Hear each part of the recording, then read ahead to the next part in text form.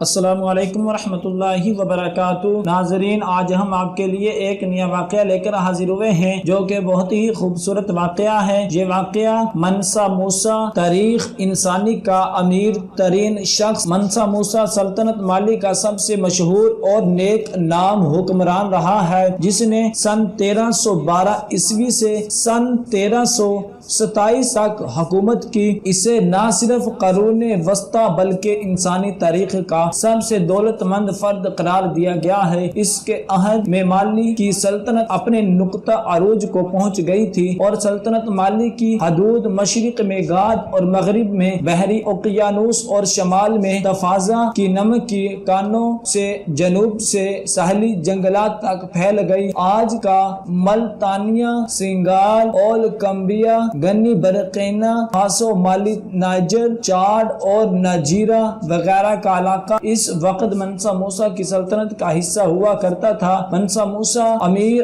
Of Mali, lord of the mines of Bangara جیسے القابات سے مشہور تھا۔ انہوں نے مالی کی سلطنت پر اس دور میں حکومت کی جب وہ معدنیات اور بطور خاص سونے کے ذخیرے سے مالا مال تھے۔ یہی وہ وقت تھا جب پوری دنیا میں سونے کی مانگ اپنے عروج پر تھی۔ ان کا اصل نام موسیٰ کیتا اول تھا، مگر تخت نشین ہونے کے بعد وہ منسا کہلائے، جس کا مطلب ہے بادشاہ ہے۔ منسا موسیٰ کی دولت کا آج کے دور میں تخمینہ لگانا مشکل ہے، پھر بھی ایک اندازے کے مطابق ان کی دولت تقریباً 400 ارب امریکی ڈالر کے برابر تھی۔ منسا موسیٰ کا سفر حج۔ منسا موسیٰ کے دور حکومت کی مشہور ترین کہانی ان کا دورہ حج ہے۔ اس سفر میں منسا موسیٰ نے تقریباً 6500 کلومیٹر کا فاصلہ طے کیا تھا۔ واقعہ یہ ہے کہ جب منسا موسیٰ کو دیکھنے کی خواہش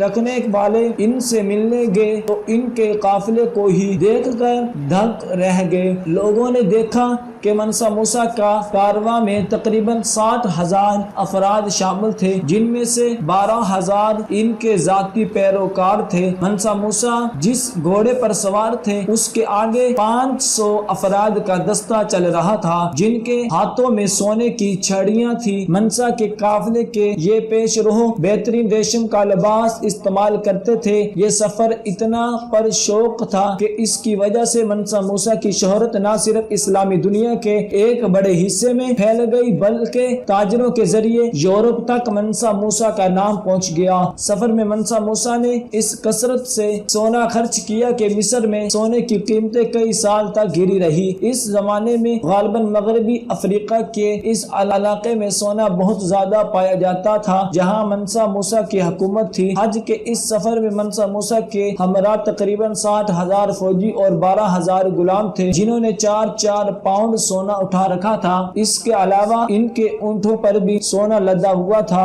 ایک اندازے کے مطابق منسا موسیٰ نے تقریباً 125 ٹن سونا اس سفر میں خرچ کیا۔ اس سفر کے دوران وہ جہاں بھی گزرا غربا اور مسکین کی مدد کرتا رہا اور ہر جمعہ کو ایک نئی مسجد بنواتا رہا۔ فراخ دلی منسا موسیٰ اس قدر فراخ دل تھے کہ جب مصر سے گزرے تو یہ کہا جاتا ہے کہ انہوں نے غریبوں کو اتنے دیے کہ علاقہ میں افراد زر ہو گیا۔ منسا موسیٰ مکہ معظمہ میں ایک اندلسی معمار ابو اسحاق ابراہیم السہلی کو اپنے ساتھ لایا، جس نے بادشاہ حکم سے گاد اور ٹمبکٹو میں پختہ اینٹوں کی 2 مساجد اور ٹمبکٹو میں ایک محل تعمیر کیا۔ منسا موسیٰ کے زمانے میں مالی کے پہلی مرتبہ بیرونی ممالک سے تعلقات قائم ہوئے۔ منسا موسیٰ کے بعد مالی کی سلطنت کا زوال شروع ہو گیا۔ ایک ایک کر کے تمام علاقے ہاتھ سے نکل گئے اور تقریباً سن 1854 میں شہر گاد کے سونگائی حکمران نے مالی کی